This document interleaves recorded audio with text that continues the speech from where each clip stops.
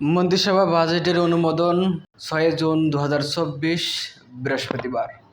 প্রস্তাবিত 2024-25 অর্থবছরের জাতীয় বাজেটের খসড়ার অনুমোদন দিয়েছে মন্ত্রিসভা।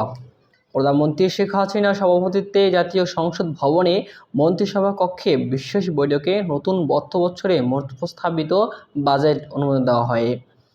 আজ বৃহস্পতিবার বিকাল 3টায় জাতীয় সংসদ 2024-25 অর্থবছরে বাজেট পেশ করা হবে।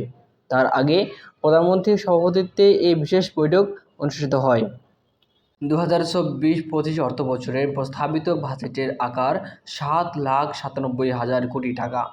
আজ বিকালে জাতীয় সংসদে সুখী, সমৃদ্ধ, উন্নত ও স্মার্ট বাংলাদেশ বিনির্মাণে অঙ্গীকার এই প্রতিপাদ্য নিয়ে 2024-25 অর্থবছরের জন্য প্রস্তাবিত বাজেট উপস্থাপন করবেন অর্থমন্ত্রী আবুল হাসান মাহমুদ আলী। এটি হবে তার প্রথম বাজেট ঘোষণা এবং প্রধানমন্ত্রী শেখ হাসিনার নেতৃত্বাধীন সরকারের টানা চতুর্থ মেয়াদের প্রথম বাজেট। এর আগে সকাল 10:30টার দিকে বাজেট ঘোষণার জন্য রাজধানীর স্কাউটন ঘাটে নূরের সরকারি বাসভবন থেকে রওনা দেন তিনি।